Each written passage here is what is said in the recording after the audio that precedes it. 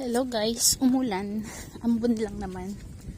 Pero mas maganda to dahil nagpunla ako. Pabor sa akin to dahil yung ah, yung mga ko, punla ko nakakainom ng tubig. Tignan ko nga kung hanggang saan yung punla ko. Nalimutan ko kung saan yung punla ko kanina. Ay, iba na talaga pag tumatanda. Ito kaya punla, ayan, meron siya. Meron siyang punla. Ito yata ang wala. Ito. Hirap naman, isang kamay lang.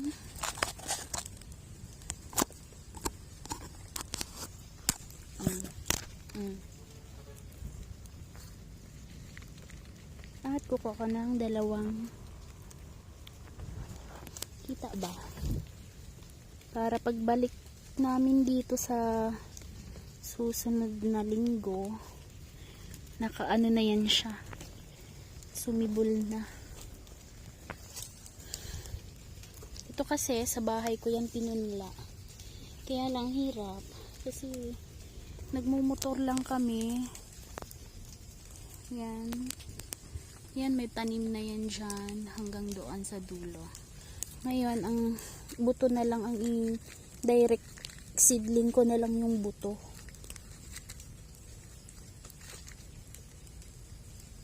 Para hindi na ako magdadala dito ng punla na galing sa bahay. Mahirap din kasi nakamotor lang kami. Ayan. Sa bawat dalawang pirasong buto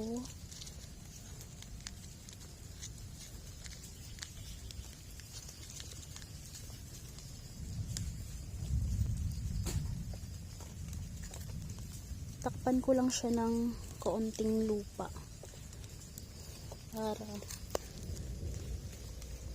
mabilis siyang sumibol. Balik na naman tayo dito. Ito nilang ginagamit kong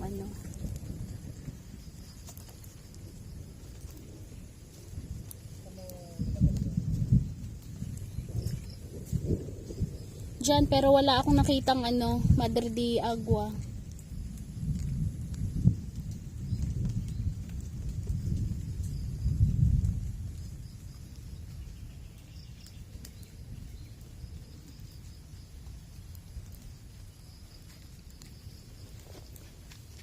Tapos bibilangin ko kung ilang piraso to para malaman pag namumunga na.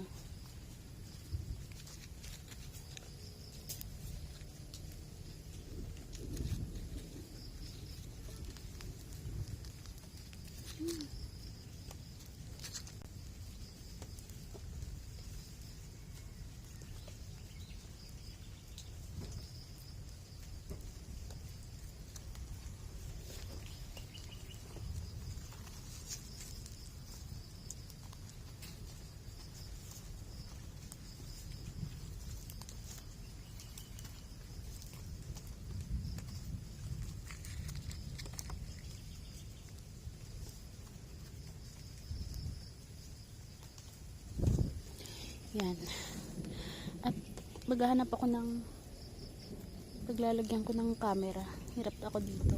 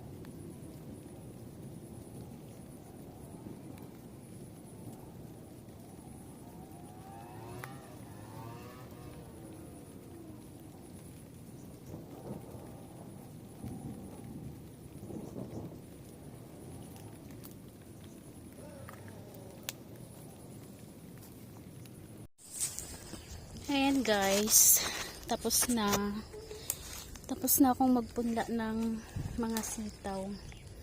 1, 2, 3 tatlong plat yung napunla ko ngayon. Ayan, at 6 PM na. Kanina nag-install kami ng ayan no, meron na kami ditong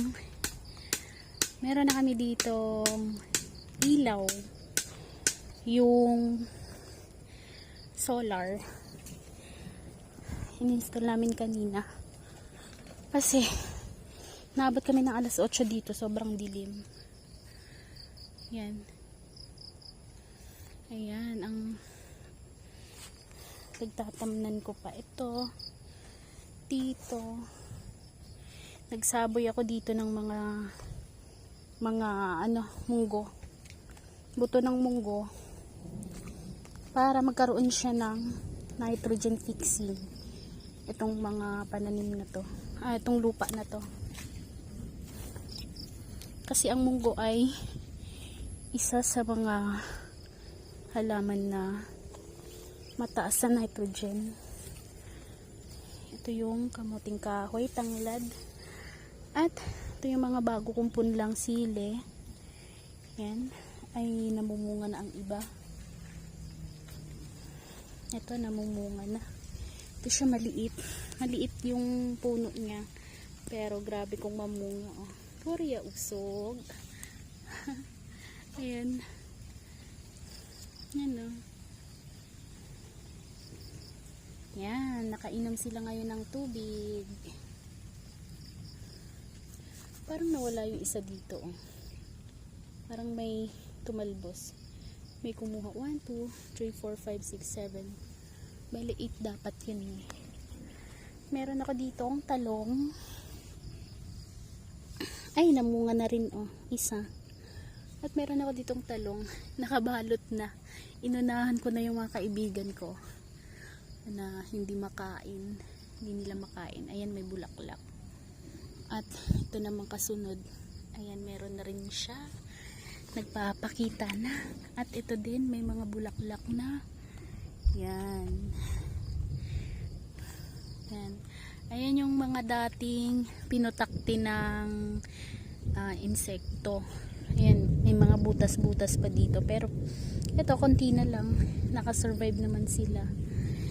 At ito oh, yan, meron, baka mag-spray ako ngayon ng organic na pesticides. At ito naman, kanina ko lang nakita na meron pala dito bunga, at meron siyang mga bulaklak, ayan, sa taas, sa baba. At meron ito naman ang aking siling, kumulubot ang dahon pero namumunga siya. At ito naman, napakaliit pa pero namumulaklak na. Ito, hindi nakasurvive, namatay. Ayan, ilang puno? 2, 4, 6, 8, 9. Pang-siyam yung nandun nakahiwalay. Ayun, nakahiwalay yung talong na yan. At meron pa pala dito isa. Tsaka yung sili. Dapat nga hiwalay yung talong at sili eh. Pero late ko nang nalaman. At ito pa yung sili dito. Yan, mga atsyal yan. At ito naman siling panigang. Yan. Meron na rin siyang bunga. Parang isang piraso lang na siling panigang ang naitanim ko dito. Pero meron ako maraming punla sa bahay. Ito yung sweet basil. Yan. Meron pa dito. Yan, sweet basil yan. Yan. Ay, kumukulog-kulog. Ayan, lumakas na ang ulan. At ito mga okra na to, lilipat ko yan eh. Hindi ko pa nagawa. Dahil ito na nga umulan. At nakakalungkot no yung mga punla ko noong mga nakaraang araw o nakaraang linggo. Ayan, pinutakte sila.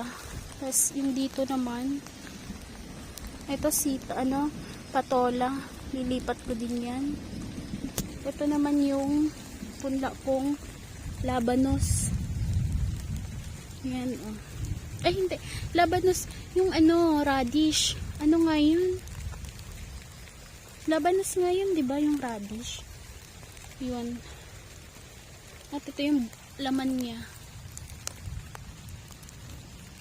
Nagkakaroon na siya ng laman. Tinabunan ko ng lupa kasi lumalabas, lumuluwa yung laman. Meron naman ako ditong tanim. Ito, labanos din. May laman na rin yan. Ang tataba nila. Ito naman yung luya. Tapos luya. Tapos dito yung mga sibuyas at yung kabila bawang. At ito naman, hindi ko alam kung anong puno to, anong halaman to, gumagapang. Hindi ko alam kung ano yan. Hindi ko alam, parang sigarilyas na ewan ko, hindi ko alam kung ano yan. Nakalimutan ko na. Hintayin ko na lang mamunga. At sa dami namang tinanim kong sunflower, nag-iisa lang ang tumubo. Inatake pa ng peste. At ito naman punla kong papaya. Yung mga sile. Mumulaklak. At ayan, may mga bunga. Yung iba hinog na. Ayan. Meron na kami ditong ilaw. Hindi na kami dito mangangapa sa gabi. Ayan, may ilaw na kami. Nakabili ako ng buy one take one. Gabi na. Umuulan pa. Yan, may ilaw kami dito. Maliwanag doon. Maliwanag na. Maliwanag na ang aming munting taniman. Maliwanag oh. Yan. Dito na ako magtatapos. Bye-bye. Next week ulit.